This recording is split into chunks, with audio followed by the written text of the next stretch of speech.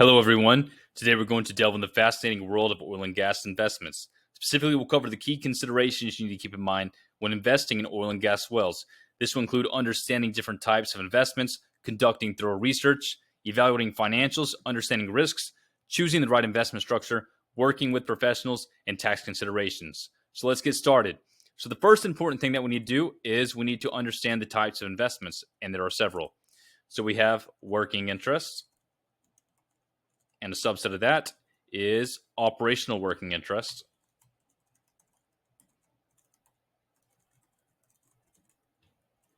And we have non-operating working interest. So with working interest, that's basically what happens is you directly participate in the revenue and expenses of the well. This can be further divided into the operating working interest, and this is where you're responsible for the actual drilling, development, and production operations. You make key operational decisions, manage day-to-day activities, and bear the cost of operations, which includes drilling, completion, and maintenance. While this type offers the highest potential returns, it also comes with high financial and operational risks. And then we have non-operating working interest. In this type, you have a financial stake in the well, but you do not participate in the day-to-day operations. You share in the costs and revenue based on your ownership percentage, but you don't have control over operational decisions, which means you're relying on the operator's competence.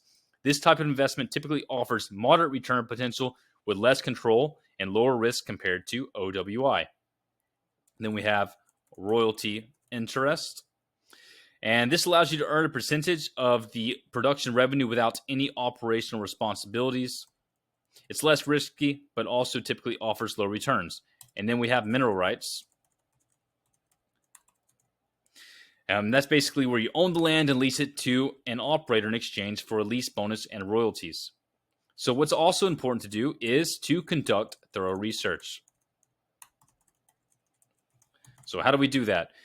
So, there's a few different ways. We have geological surveys, operator, track record, and market conditions.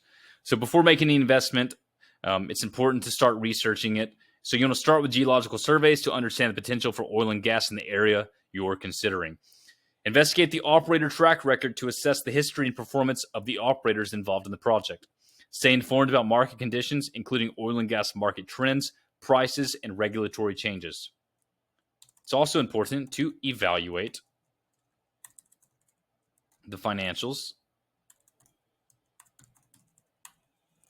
Evaluating the financials is another critical step. Assess the initial costs of drilling and completing the wells, including equipment and labor.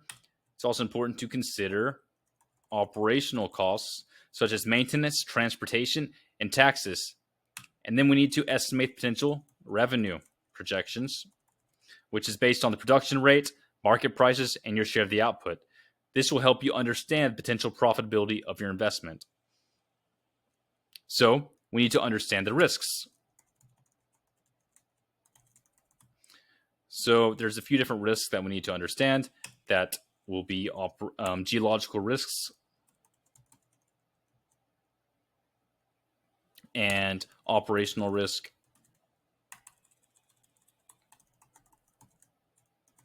market risk, and regulatory risk. So with geological risk, there's always the possibility that the well will not produce as expected. With operational risk, there could be potential issues in drilling, completing, and operating the well. With market risk, there could be fluctuation in oil and gas prices, which can impact your returns. And with regulatory risk, changes in laws and regulations can affect your investment. Understanding these risks will help you make informed decisions and develop strategies to mitigate them. So then we need to choose the right investment structure.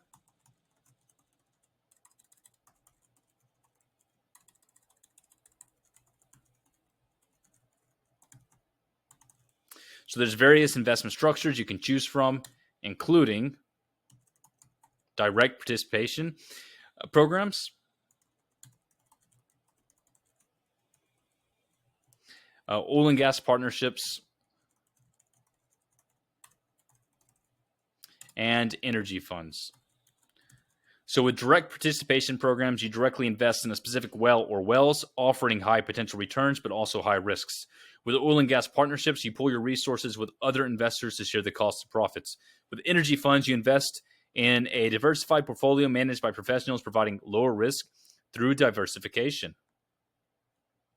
What's also important to do is work with professionals. So there's a few different professionals that we need to work with. So we need to work with financial advisors, potentially, geologists, and engineers, and legal advisors, of course.